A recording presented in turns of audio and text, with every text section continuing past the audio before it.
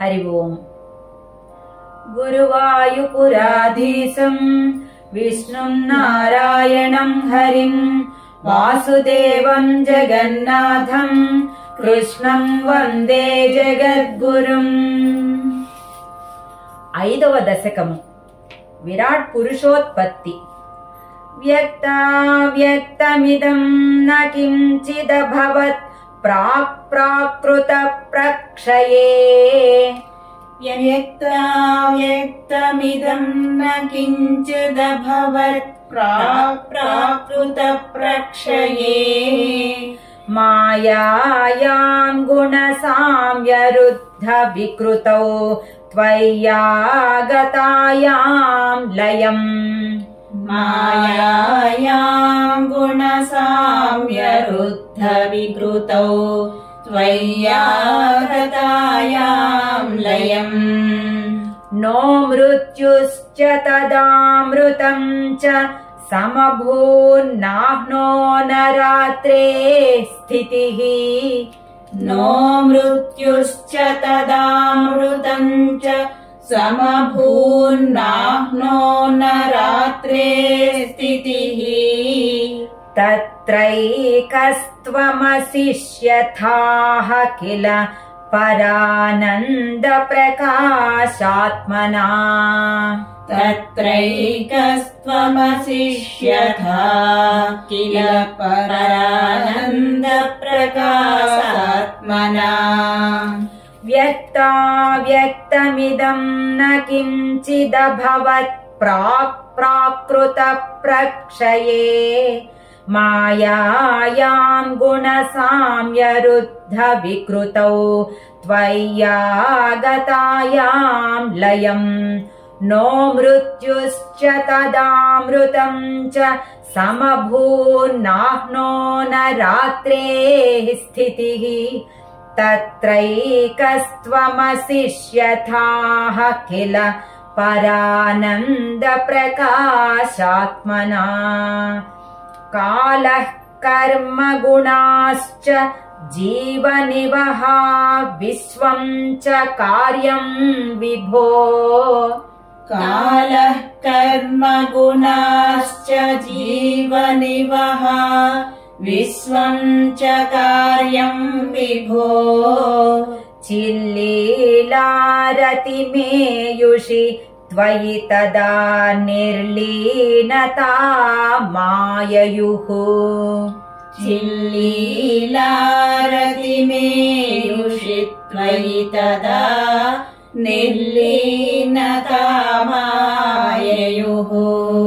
तेषां नैव वदन्त्य सत्त्वमयि भोः शक्त्यात्मना तिष्ठताम्।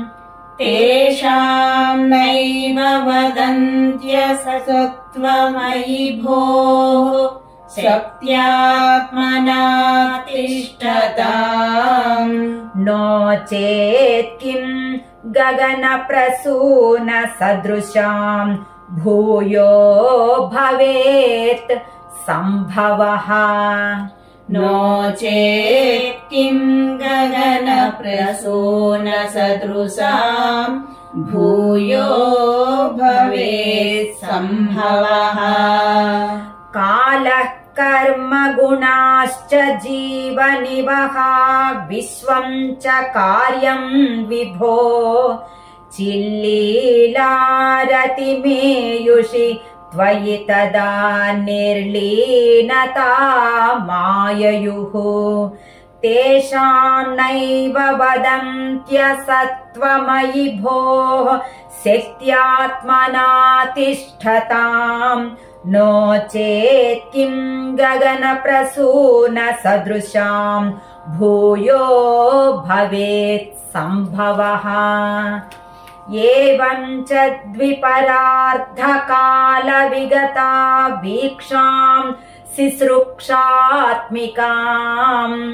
एवं च द्विपरार्धकालविगता वीक्षां सिसृक्षात्मिकाम्। बिभ्राणे त्वयि चुक्षुभे त्रिभुवनी भावाय माया स्वयम् बिभ्राणे त्वयि चक्षुभे त्रिभुवनी भावाय माया स्वयम् मायातः खलु कालशक्तिरखिला दृष्टम् स्वभावोऽपि च मायातः खलु कालशक्तिरखिला दृष्टम् स्वभावोऽपि च प्रादुर्भूय गुणान् विकास्य विदधुस्तस्याः सहायक्रियाम् प्रादुर्भूय गुणान् विकास्य विदधुस्तस्याः सहायक्रियाम् एवं च द्विपरार्थकालविगता वीक्षाम् सिसृक्षात्मिकाम् बिभ्राणे त्वयि चक्षुभे त्रिभुवनी भावाय माया स्वयम् मायातः खलु कालशक्तिरखिला दृष्टम् स्वभावोऽपि च प्रादुर्भूय गुणान् विकास्य विदधुस्तस्याः सहायक्रियाम् माया सन्निहितो प्रविष्टवपुषा साक्षीति गीतो भवान् माया सन्निहितो प्रविष्टवपुषा साक्षीति गीतो भवान् भेदैस्ताम् प्रतिबिम्बतो विविशिवान् जीवोऽपि नैवापरः भेदैस्ताम् प्रतिबिम्बतो विविशिवान् जीवोऽपि नैवापरः कालादिप्रतिबोधिताथ भवता संचोदिता च स्वयम् कालादिप्रतिबोधिताथ भवता संचोदिता च स्वयम् माया सा खलु बुद्धितत्त्वमसृजद्योऽसौ महानुच्यते माया सा खलु बुद्धितत्त्वमसृजद्योऽसौ महानुच्यते माया सन्निहितो प्रविष्टवपुषा साक्षीति गीतो भवान् भेदैस्ताम् प्रतिबिम्बतो विविशिवान् जीवोऽपि नैवापरः कालादिप्रतिबोधिताथ भवता संचोदिता च स्वयम् माया सा खलु बुद्धितत्त्वमसृजद्योऽसौ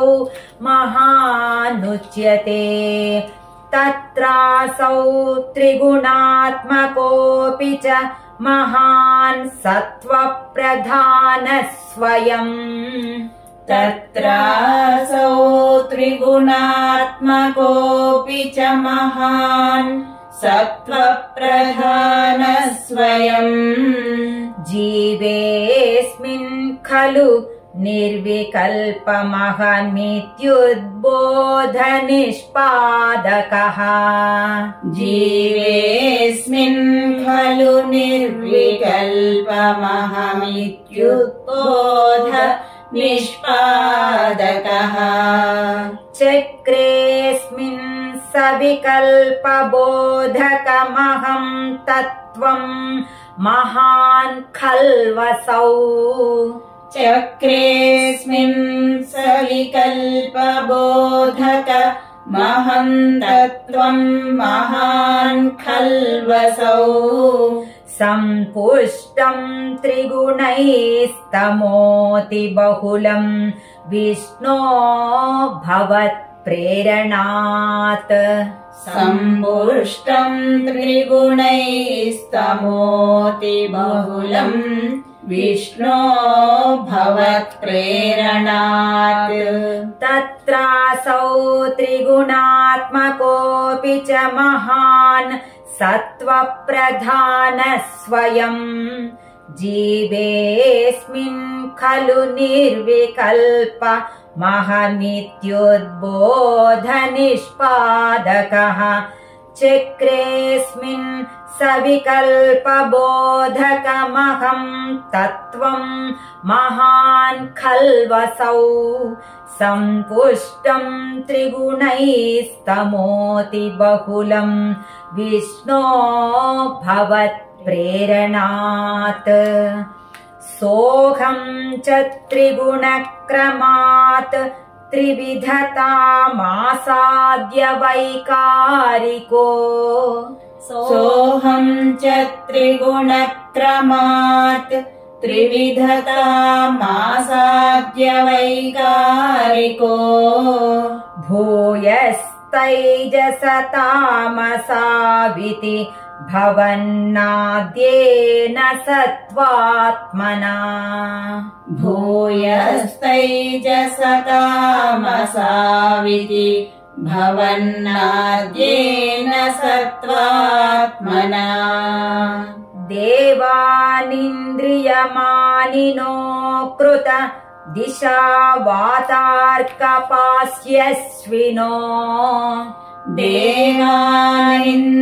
देवानिन्द्रियमानिनो कृत दिशा वातार्कपास्यस्विनो वर्णीन्द्राच्युतमित्रकान् विधुविधि श्रीरुद्रशारीरकान् वह्नीन्द्राच्युतमित्रकान् विधुविधि श्रीरुद्रशारीरकान् सोऽहं च त्रिगुणक्रमात् त्रिविधतामासाद्य वैकारिको भूयस्तैजसतामसाविति भवन्नाद्येन सत्त्वात्मना देवानिन्द्रियमानिनो कृत दिशा वातार्कपास्यस्विनो वर्णीन्द्राच्युतमित्रकान् विधुविधि श्रीरुद्रशारीरकान् भूमन्मानसबुद्ध्यहं कृतिमिलच्चित्ताख्य वृत्त्यन्वितम् भूमन्मानसबुद्ध्यहं कृतिमिलच्चित्ताख्यवृत्त्यन्वितम् तच्चान्तःकरणं विभो तव बलात् सत्त्वांश एवासृजत् तच्चान्तःकरणं विभो तव बलात् सत्त्वांश एवासृजत् जातस्तैजसतो दशेन्द्रियगणस्तत्तामसांशात् पुनः जातस्तैजसतो दशेन्द्रियगणस्तत्तामसांशात् पुनः तन्मात्रं नभसो मरुत्पुरपते शब्दो जनित्वद्बलात् तन्मात्रं नभसो मरुत्पुरपते शब्दो जनित्वद्बलात् भूमन्मानसबुद्ध्यहं कृतिमिलच्चित्ताख्यवृत्त्यन्वितम् तच्चान्तःकरणं विभो तव बलात् सत्त्वांश एवासृजत् जातस्तैजसतो दशेन्द्रियगणस्तत्तामसांशात् पुनः तन्मात्रं नभसो मरुत् पुरपते शब्दो जनित्वद्बलात् शब्दाद्व्योमततः ससर्जित विभो स्पर्शं ततो मारुतम् शब्दाद्व्योमततः ससर्जित विभो स्पर्शं ततो मारुतम् तस्माद्रूपमतो महोधचरसं तोयं च गन्धं महीम् तस्माद्रूपमतो महोधचरसं तोयं च गन्धं महीम् एवं माधव पूर्वपूर्वकलनादाद्याद्यधर्मान्वितम् एवं माधव पूर्वपूर्वकलनादाद्याद्यधर्मान्वितम् पूर्वपूर्वकलनादाद्याद्यधर्मान्वितम् पूर्वपूर्वकलनादाद्याद्यधर्मान्वितम् भूतग्राममिमं त्वमेव भगवन् प्राकाशयस्तामसात् भूतग्राममिमं त्वमेव भगवन् प्राकाशयस्तामसात् शब्दाद्व्योमततः ससर्जित विभो स्पर्शं ततो मारुतम् तस्माद्रूपमतो महोधचरसं तोयं च गन्धं महीम् एवं माधव पूर्वपूर्वकलनादाद्याद्यधर्मान्वितम् भूतग्राममिमं त्वमेव भगवन् प्राकाशयस्तामसात् एते भूतगणास्तथेन्द्रियगणाः देवाश्च जाताः पृथक् एते भूतगणास्तथेन्द्रियगणाः देवाश्च जाताः पृथक् नो सेकुर्भुवनाण्डनिर्मितिविधौ देवैरमीभिस्तदा नो सेकुर्भुवनाण्डनिर्मितिविधौ देवैरमीभिस्तदा त्वं